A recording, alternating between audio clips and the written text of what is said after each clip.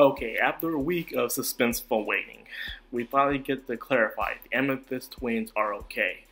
Because that was killing me, because I actually like the Amethyst twins. I like the personalities of two twins simultaneously saying the same thing and but yet acting completely different at times. We didn't get a chance to see much of them, but they already grew attached to me just over a short period of time, just proves what good characters they were. So, yes, they're A-okay. And the best part about them is I love how they did not blame foes for what happened. When you actually look at a professional side, you can clearly see that, yeah, two soldiers that were already professionals and were good at their job compared to someone who just started and who was very cautious and nervous and had the heebie-jeebies of what would happen to them on the battlefield. So, of course, foes would froze up and not know what to do. And if so, I was glad to see that the Amethyst twins did not blame her whatsoever for what happened, but instead they took on full responsibility. In reality, when it comes to a military tactic, the more experienced ones are the ones that usually take the heavy burden than the newbies. And that's just how it works in the military. So I'll get that past aside. I really did enjoy Fose's pretty much her development in this episode. I loved how she starts thinking more about what is she doing with herself? How can she become useful? She is just desperate. And at the point that she had a lot of promises that she's trying to keep, but she can't keep them so far. Especially with Cinnabar. She really wants to help her out, but so far she can find nothing. To the point that she is afraid to face her in some way. And it's actually been a while since folks even talked to Cinnabar in the first place. So I like to see them talk again, because it's just been a while. I like to see more closure of their relationship. Hopefully it will grow throughout the series. Now, apparently gems hibernate in winter. I knew that. No one knew that. But apparently in this show they do. And the reason why they do is actually very well made, actually. Apparently there's not much light that's given to the world during wintertime, which does make sense. Most times in winter, there are tons of clouds and snow that's pretty much covering the earth. There's not much sunlight coming out, and because of that, the gems don't get much strength. And of course, they do feel sleepy as well throughout this time, so they go into hibernation throughout the whole entire winter. So I guess majority of the gems have never actually seen the outside world looking like when it's wintertime. And surprisingly, of course, the one that sleeps the longest is Fose, but this time she decides to stay up because of her guilt is keeping her up. All the things that she cannot keep, all the things that she just feels down, pretty much. She doesn't feel like she's worth anything, and because of that, it keeps her up. Question is how long? Now, getting into this, we get to see a new character. Very rare, just gorgeous character. I love the character designs in this. I think CGI was a good route for the show. Most other shows, no excuse, but this one, it's good so far. We get to see a new gem, and her name is Antarcticite. At first, I could not pronounce that for nothing, but someone helped me like say Antarctic, now say site, Antarcticite. Yeah, that's pretty much what it is, Antarcticite. And she is just pretty much a clear, pure white as snow gem. She is at her best and top form during wintertime. And in a way, she is like Cinnabar.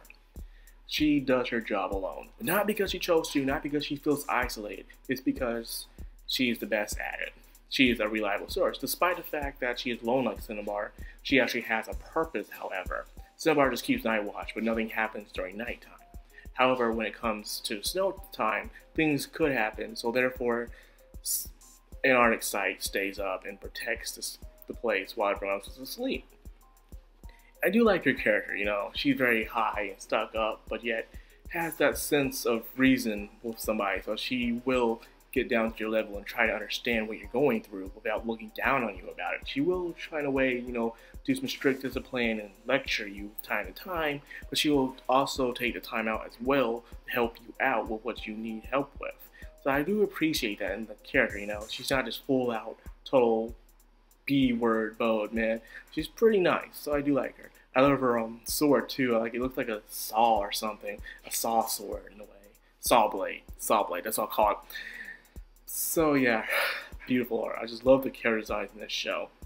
So apparently there's these things called, I believe they're called ice floes, and they live underneath the ice, and they make strange, annoying sounds, and they try their best to keep them quiet by smashing them, or else it will wake up the other gems. And apparently you don't want the gems to wake up, especially Bort, because sometimes they do things unconsciously, like Bort. And it's a very difficult job to keep them under wraps because they will do some crazy things, like how the sensei was constantly banging his head towards the wall over and over again. It makes you wonder what kind of dream this guy is having. So anyways, they go out every morning to make sure that the sound stops. But however, thanks to events that happened with foes in the past, with the king, she somehow could understand them, but not Wei understands. In a way, the sensei said that the ice flows, they speak out someone's anxiety, someone's desires. So in a way, they're talking, but they're saying something that you want to hear. So in a way, they make the perfect therapist in a certain way. So Antarctic Site said that Foes probably would be an ideal soldier if she would have better arms. Of course, her legs have improved thanks to the shells that she was given thanks to King. However, her arms are still pretty useless in battle. So she had a thought of probably cutting off her arms so she can get better ones. So thanks to the ice flows, in a way persuading her to do it, she loses her arms at the end of the show. We don't know if she can get them back. We don't know. Hopefully she could, and that or she will get new ones. But besides that, it made me think, how much change is Foes going to go through throughout the rest of the show? That's what I really want to know. It's like, she loses her arm, she gets fast. She loses her legs, she gets fast. And now she loses her arms, and she'll probably be fast or strong with her arms.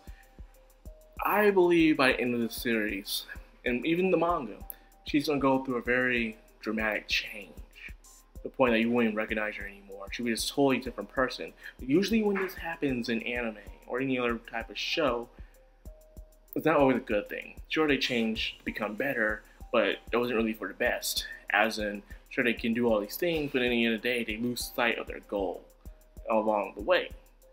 So that probably could happen. Foes could probably change into a whole entire different kind of gym.